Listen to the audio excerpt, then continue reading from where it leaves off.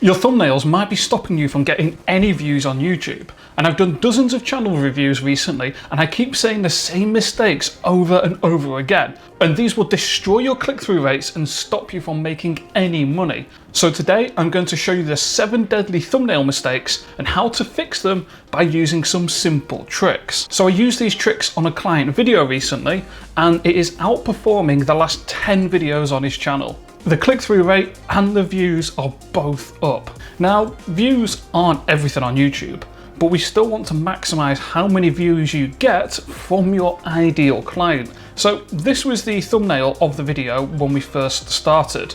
The easiest way to decide if this is a good thumbnail or not is to squint your eyes so you blur the thumbnail a bit.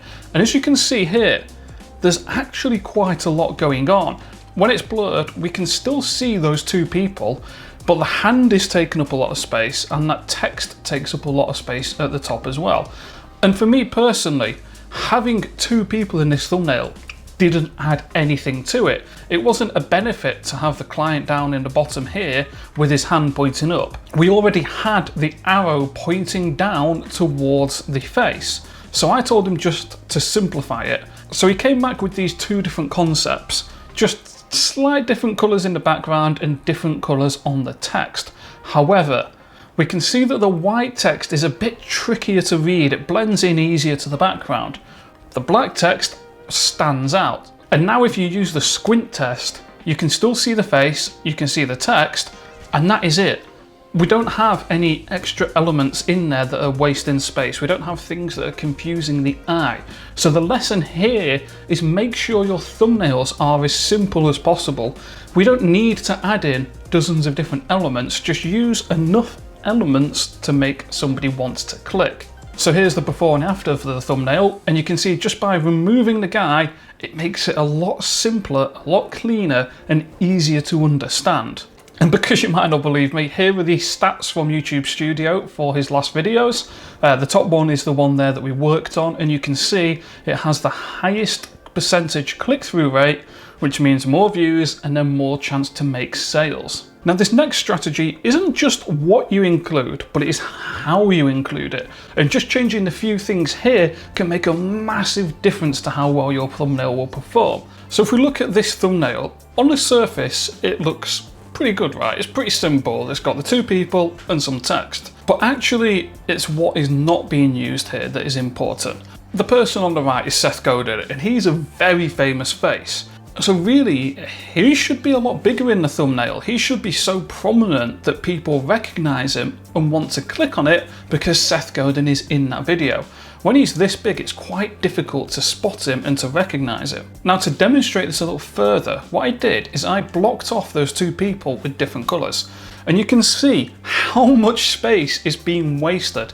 All of this gray space was just nothing. That was just background and wasted opportunity. Now if we look at 2 other examples with Seth in recently, we can see how much space Seth is taking up in that thumbnail, and they're not wasting a load of space on that background.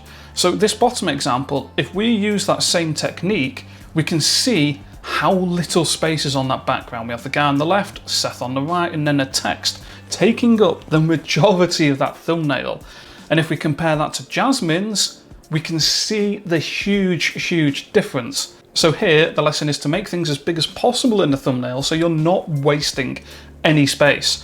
When a thumbnail is compressed down to a tiny little square, you want to make sure you can still see everything in the thumbnail and that you can understand what is going on. But if you want to use YouTube to grow your business, then I've got a free email course down below in the video description, and it's 30 ways in 30 days to land more clients from YouTube. Now here we have another example, and it was a video about starting a business. So at first you'd look at that and think, well, cool.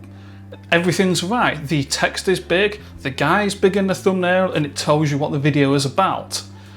But to me, that thumbnail looks like it was designed by a 5-year-old in about 2 minutes.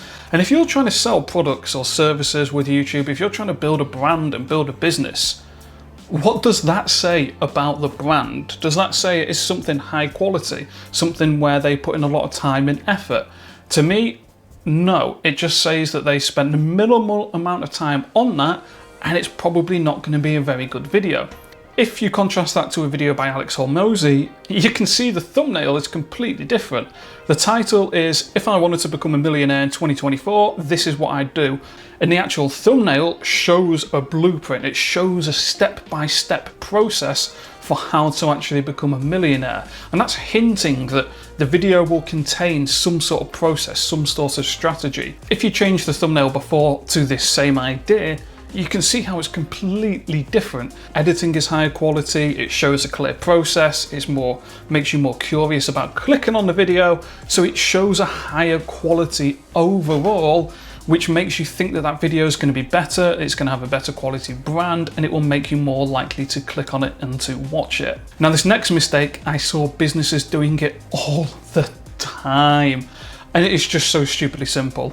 When you make your thumbnail, make sure that it is complementary to your title and they don't just repeat the same information. So in this example, we have the exact same text in the thumbnail that we do in the video title, and that just wastes opportunity. The opportunity for somebody to be curious about the video and want to click on it and watch it and then buy your stuff. So this was an example by Ali Abdaal where he actually fixes this problem.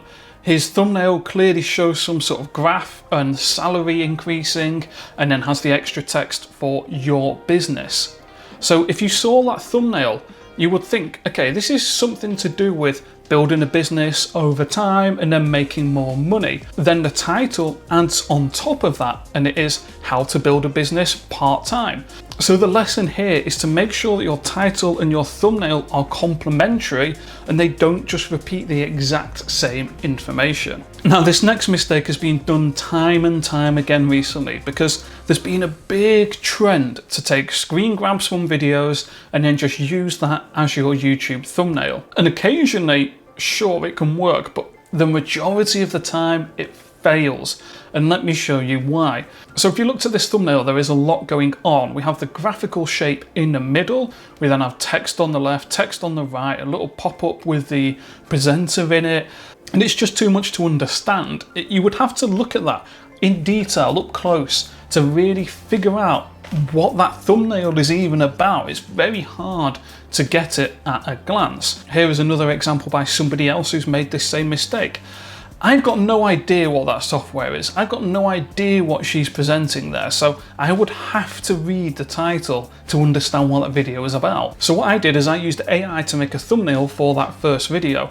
So I had the guy pointing towards a very simple graphic, and that just says videos and clients. So if you glanced at that thumbnail, what would you think? You would think it's something about getting clients, it's something about posting videos, and it involves LinkedIn. And then the title would be how I make 10K a month using LinkedIn.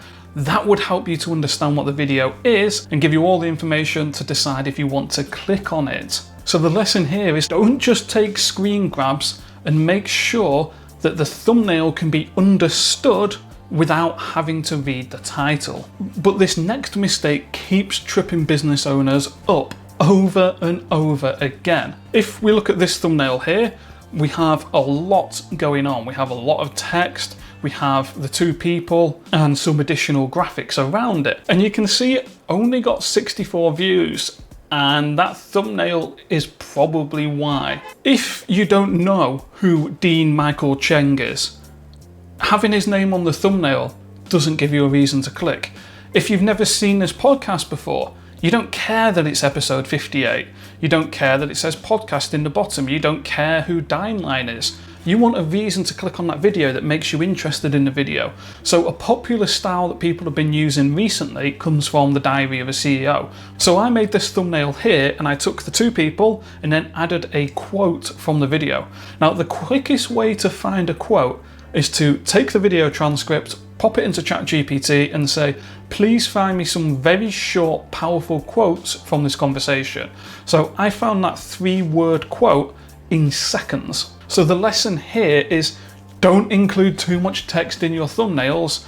And if you do have text, only use short, powerful quotes from the video or something that will speak directly to your target viewer, make them curious, and make them actually want to click on that video. Now for this final video, I'm actually going to give you a little bonus by showing you 2 mistakes he made in this thumbnail. So this first mistake is giving away the answer to the video in the thumbnail. He's actually telling you the 3 steps to overcoming public speaking anxiety. So if you had heard of those steps before, you wouldn't click on the video now. You had no reason to watch the video because you've already heard this information before.